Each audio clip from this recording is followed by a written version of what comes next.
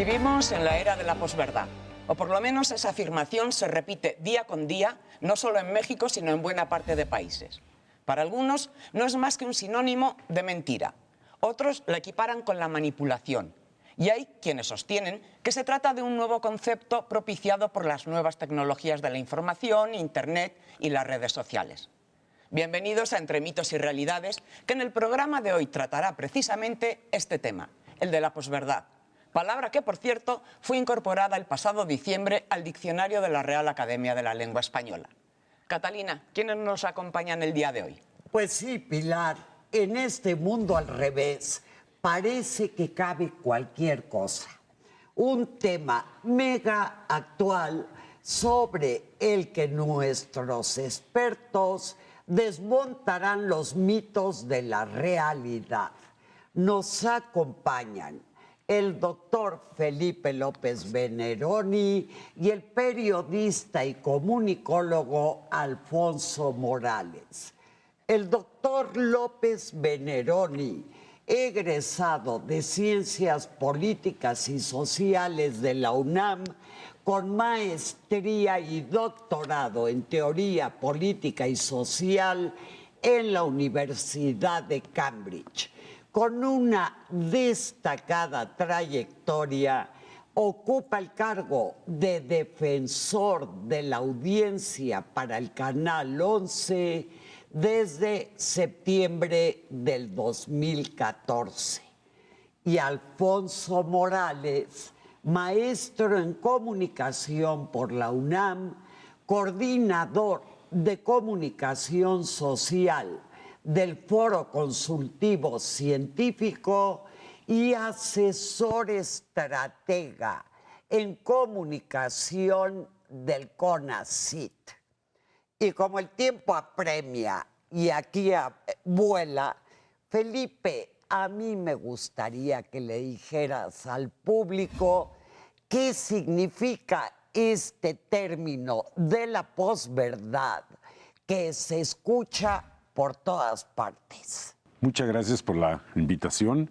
El término de posverdad, de hecho, se incorpora en lengua inglesa desde el 2016, los diccionarios de la Universidad de Oxford, y se refiere a un fenómeno que es no del todo nuevo, pero que adquiere características particulares en esta modernidad tecnológica. Es en realidad una función de la retórica, una forma de manejar el discurso de tal manera que se pueda presentar como válido aquello que no tiene sustento en la realidad, que no es comprobable o que no puede, digamos, exponerse con evidencias. Desde quizá los griegos, desde la antigüedad es Platón quien, cuando hace una crítica de la retórica en el Gorgias, señala ya esta capacidad que tiene la lengua, el uso de la lengua, de distraer, de opacar, de empantanar muchas veces la razón y el entendimiento. Es una de las grandes paradojas de la lengua. Y hay un punto que creo que es importante entender. Para los griegos, la expresión más cercana a lo que hoy manejaríamos como posverdad es la demagogia. Es decir, es dar una serie de discursos que, sin realmente decir la verdad, hacen que la gente que los quiere escuchar o que los escucha esté de acuerdo porque es lo que esperan escuchar. Es la solución más fácil a algo, aunque no sea real. Pero hay una gran diferencia entre la mentira y la posverdad, y me adelanto un poco. La mentira es falsear conscientemente un hecho. Vamos a suponer, se acusa a fulano de tal de haber asesinado a un agente. Y esta persona puede decir, no, no fui yo, fue otra persona, ¿no? Las evidencias demostrarían lo contrario, etcétera. Pero ¿qué ocurre con la posverdad? Quien es acusado de haber asesinado dice, sí, pero yo no asesiné. Lo que hice fue un acto de justicia, fue un acto de limpieza étnica, fue un acto de protección o de seguridad. Es decir, no niega el hecho, pero le da este giro para dar una especie de narrativa alterna, donde realmente lo que tenemos es una desviación del hecho en sí para presentarlo en una luz completamente diferente, y entonces, digamos, se ofrece lo que se llama también hechos alternativos. Entonces, en vez de hablar, por ejemplo, del calentamiento global, se dice, no, sí existe el calentamiento global, pero es producto de la propia actividad de la naturaleza, no tiene que ver nada la actividad del hombre, ¿no? Alfonso, todos estos términos parece que, si bien existían antes son los conceptos, han cobrado mucha mayor relevancia después de la llegada o con la llegada de Donald Trump al poder en Estados Unidos. ¿Por qué? En efecto, gracias Pilar, Catalina, por la invitación. A mí me gustaría ejemplificar con una escena del musical Chicago. Llega una mujer a su casa y encuentra al marido en la cama metido con dos mujeres más. Y entonces el marido le dice a la señora, ¿vas a creer lo que ves o lo que yo te cuente? Todo lo que él haga, todo este discurso que él escoja, los mensajes que él discrimine y la intención con la que informe a su mujer de lo que está pasando, todo eso cabe dentro del campo semántico de la posverdad. Digamos que él va a hacer uso de la información. Podemos entender la información como conocimiento ordenado en datos y que tiene un determinado propósito. Uno de estos propósitos es el de hacer saber. En él alguien quiere compartir un conocimiento con otra persona. En esos términos, este proceso se conoce simplemente como información o difusión. Es el principio de la ciencia y del periodismo. Otro propósito puede ser el de hacer creer. Alguien quiere que crea el otro lo que le dice. Este proceso se conoce con el término de persuasión. Y es el principio del sentido común y de la religión, por ejemplo, ¿no? Pero hay una tercera intención, que es la de hacer. Alguien no le importa que el otro piense o crea o utilice el intelecto. Simplemente le interesa que actúe, que haga algo que a él le conviene o que él quiere. Hacer. Este proceso lo conocemos como manipulación y es el principio de la propaganda y de la publicidad. Desde que arrancó la carrera presidencial en Estados Unidos, los checadores de verificación de datos encontraron que en el 2016 estas plataformas contabilizaron en total 217 falsedades entre ambos candidatos. El 78% de estas falsedades correspondieron a Donald Trump, mientras que el resto a Hillary Clinton. Mentiras, falsedades... Medias verdades y estos elementos que nos mencionaba Felipe respecto de la connotación de una propuesta que no es del todo una mentira, porque va revestida de elementos de verdad, que parecen verdad, pero no lo son. Pero que no lo son. Tampoco está en ninguno de los dos extremos. Pero entonces, Felipe, yo creo que esto es tan viejo como la humanidad. Como bien hablabas de la demagogia, pero en México yo creo que nos hemos lucido. ¿Qué nada más se da en el campo político? Es una pregunta interesantísima y efectivamente voy a tener que decirlo porque si algún partido político en la historia del siglo XX ha sabido manejar la posverdad, ha sido sin duda el partido que gobernó este país durante más de 50 años, que fue el PRI, con esta construcción discursiva que hablaban de un país que en estricto sentido no existía, ¿no? Hablaban de una justicia social y una democracia que tampoco existía. Se hablaba de una competencia política que era realmente ficticia. Sin embargo, la había. Es decir, había otros partidos, no nada más el PRI. Pero creo que lo que aquí es muy importante señalar es esto. Para que pueda existir todo lo que dijo Alfonso, y en particular la posverdad, primero tiene que haber un enunciador. Y en este sentido, Trump o los políticos son especialistas. No excluyo a la publicidad, que es otro territorio extraordinario de la posverdad, y en muy buena medida los fanatismos religiosos, ¿no? Son otro territorio. Pero la política nos toca más de cerca, a partir sobre todo del siglo XX, porque digamos que se dio un giro espectacular en cuanto a la dominación social. Si la iglesia o las iglesias tuvieron un papel preponderante hasta el siglo XVII, y la publicidad tuvo un papel muy importante a partir de finales del 19, la política es lo que ha venido, digamos, constituyendo la directiva de la vida social desde el siglo XVIII para acá. Entonces, necesitas un enunciador que tenga una capacidad carismática que no necesariamente tienen, digamos, otros actores sociales. Y habrá que reconocer una cosa, nos caerá bien, nos caerá mal, pero Trump tiene una gran capacidad de carisma. Es un carisma, si ustedes quieren, digamos, poco afortunado desde el punto de vista racional, pero la apuesta de Trump, desde luego, no es la racionalidad, como tampoco lo es el discurso de la política y mucho menos de la publicidad, ¿no? Cualquier persona racional no haría la mitad de las cosas que le pide la publicidad que haga. Pero bueno, ahí hay un fenómeno muy importante. Entonces necesitamos el enunciador. Necesitamos también un público dispuesto a creerle. Esa es la otra cosa, ese es el poder, donde adquiere precisamente poder la publicidad y la religión. Pero por último, quiero rápidamente señalar esto, necesitamos ciertas circunstancias.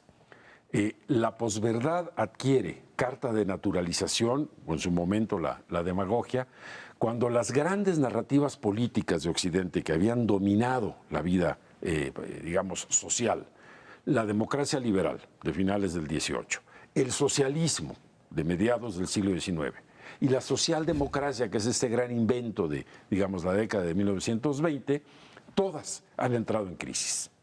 Se ha generado una especie de vacío de credibilidad en cuanto a estas grandes narrativas políticas. La gente está desilusionada de la democracia. El socialismo creo que lamentablemente se ha venido abajo, no es exactamente una alternativa. Y la socialdemocracia, que es quizá la más afortunada de todas las opciones políticas, solo se puede dar en circunstancias o en países muy específicos, con cierto control poblacional, etc. Entonces, ante este gran vacío, es cuando entran estas narrativas alternas, ¿no? Donde me es más fácil creerle a alguien que me dice, si eres pobre, no es por tu culpa, es porque los mexicanos se están metiendo.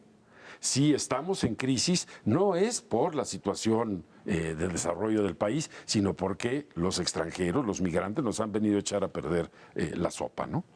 Entonces, Alfonso, quiere decir que para que esto funcione, este discurso, se apela más a los sentimientos, a las emociones y no tanto a los hechos concretos y refutables. Exactamente, Séneca diría que es más fácil creer que pensar. Pensar exige del individuo un ejercicio brutal, tiene que criticar, tiene que estar dispuesto a criticar sus creencias más sagradas. Y eso es algo que a muchos les parece imposible.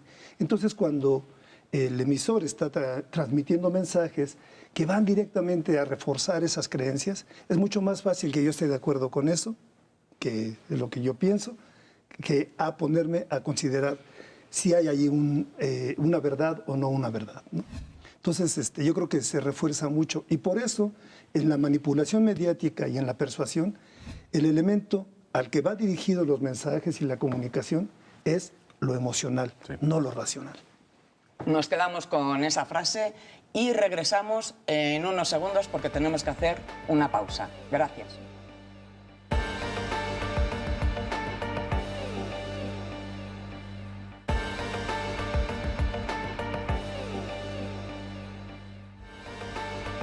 De regreso con este tema apasionante, Felipe, yo te quería preguntar, entonces esto es un poco lo que hizo Goebbels en su momento allá en la Alemania nazi. Es absolutamente correcto, es el mejor ejemplo. Nosotros podemos hoy, desde un punto de vista racional, jurídico y político, decir lo que ocurrió en la Alemania nazi fue realmente un holocausto, un exterminio xenofóbico. Pero en ese momento histórico, si ustedes escuchan los discursos de Goebbels y Hitler, era toda una construcción discursiva que ofrecía una respuesta alterna a lo que estaba ocurriendo. Y lo que resulta extraordinario de la posverdad es que precisamente en ese momento de crisis, la República de Weimar estaba deshecha, la monarquía alemana pues, ya había sido completamente superada y hay una situación de crisis económica donde la gente se siente profundamente amenazada en su seguridad.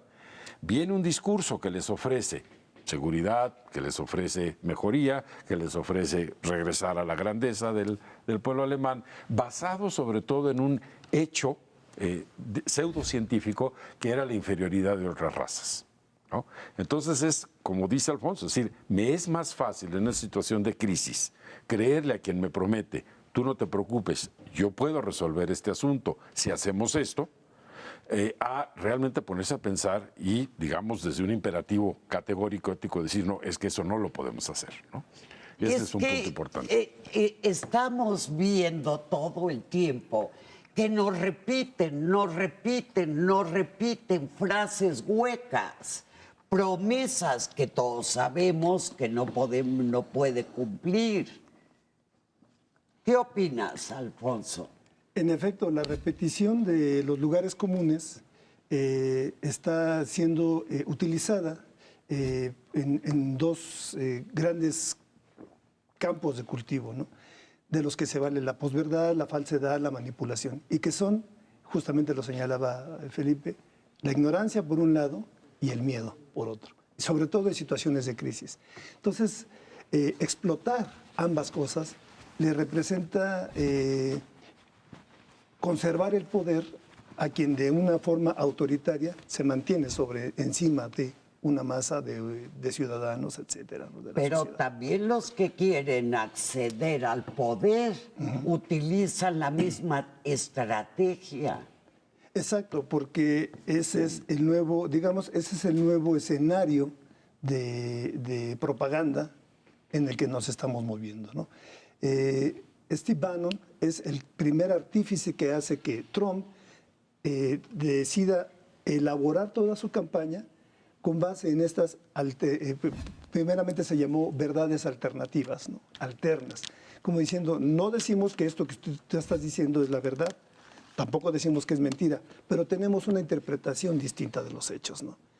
Y sobre todo que Trump está articulando, está pudiendo decir aquello que el ciudadano norteamericano común piensa, pero le da vergüenza decir en público.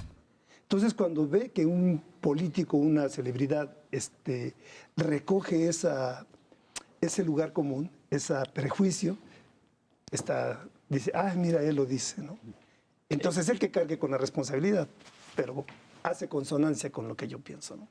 Felipe, pero no solamente es en el ámbito de lo político donde la posverdad nos está inundando, ¿no? Por ejemplo, el auge de las pseudociencias, el revisionismo histórico, tú comentabas antes del Holocausto, hay mucha gente que dice que no es cierto, que eso es también posverdad, ¿no? Eso también forma parte de la posverdad y quizá el punto fundamental es en qué momento entra en crisis lo que por regla general se acepta como racionalidad. Es decir, cuando la medicina, por ejemplo, o la física, o las ciencias, no pueden dar una respuesta definitiva, porque además no es esa la función de la ciencia. La ciencia parte siempre de la duda metódica, desde Descartes. Ese es el problema. Y por regla general, la gente lo que aspira de la medicina o de la física, etcétera, es una verdad absoluta, una verdad definitiva. Puesto que la ciencia reconoce sus limitaciones públicamente, es parte de su método, digamos, de esta vigilancia epistemológica, de repente puede llegar alguien que dice, eso de la quimioterapia, la radioterapia para curar el cáncer, las vacunas, mira, tómate todas las mañanas agua mineral con limón y vinagre, fría, y haz 5 respiraciones y espera que salga la luna y vas a ver cómo en 3 días se te quita todo.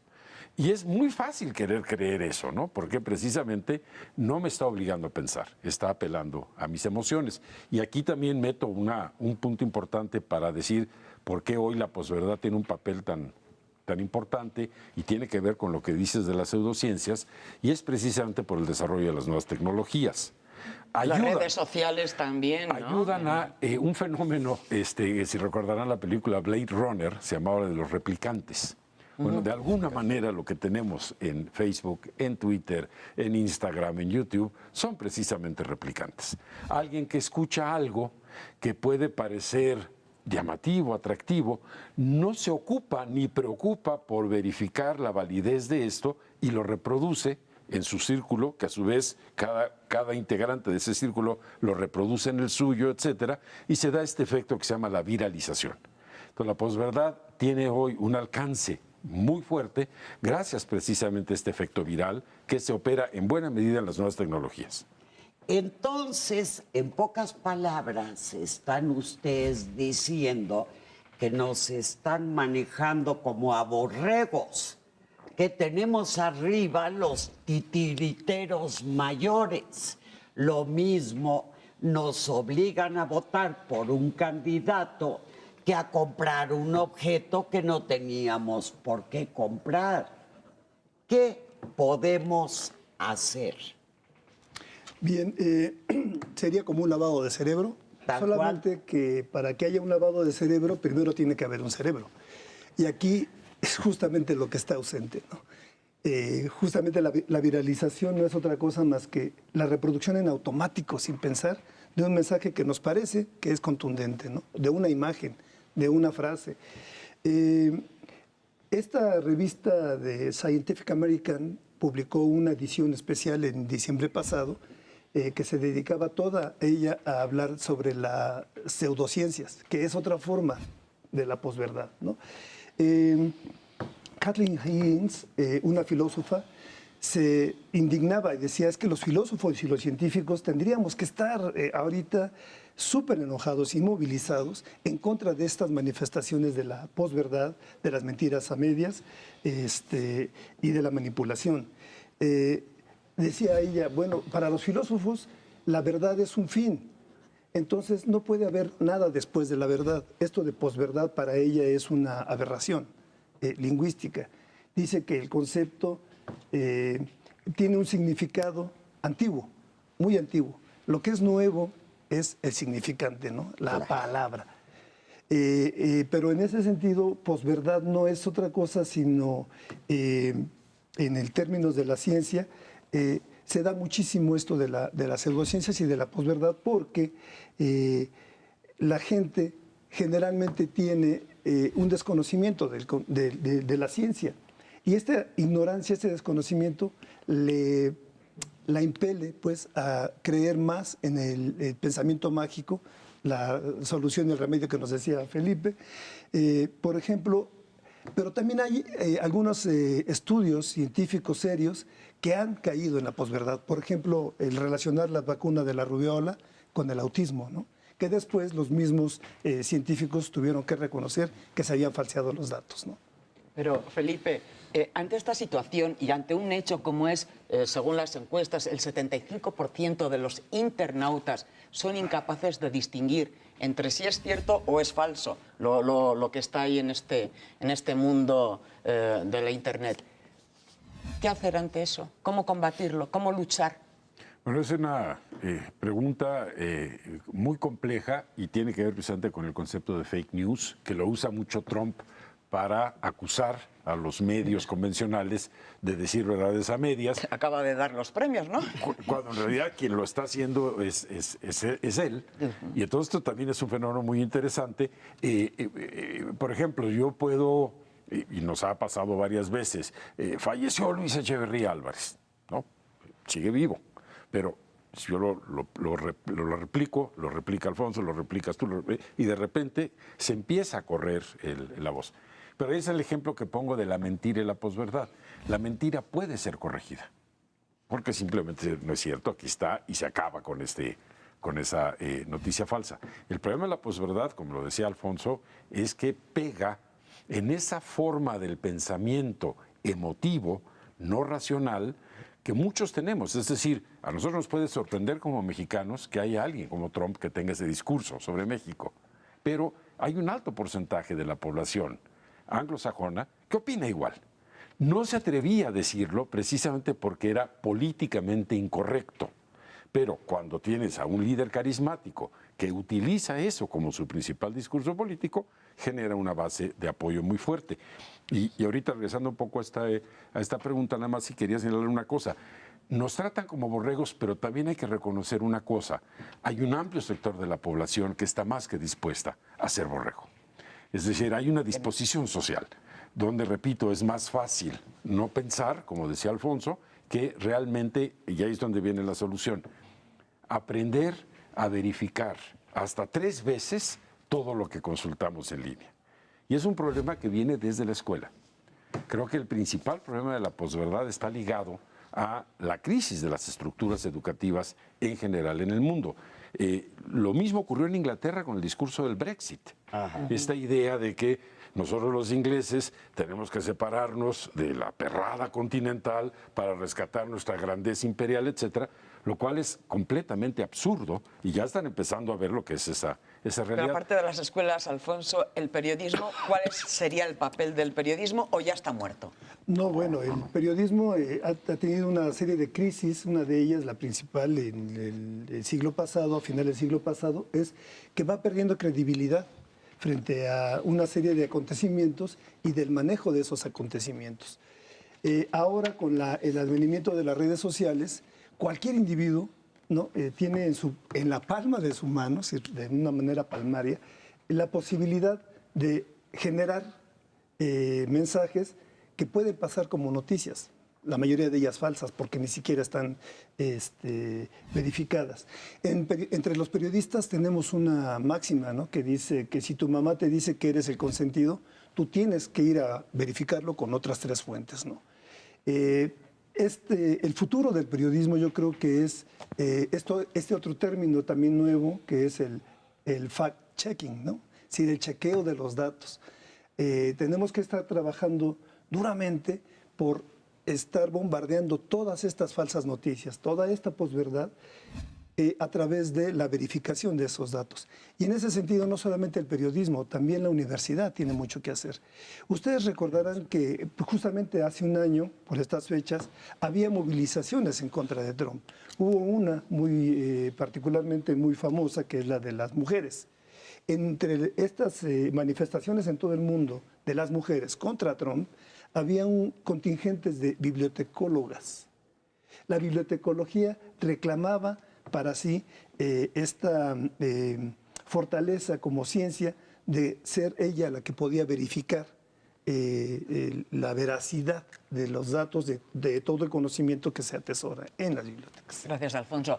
Pues terminamos por hoy y ya lo sabe, no hay que creer todo lo que nos digan, porque demagogos y charlatanes siempre tratarán de manipularnos. Gracias a nuestros invitados por sus comentarios y a usted lo esperamos en nuestra próxima emisión de Entre Mitos y Realidades.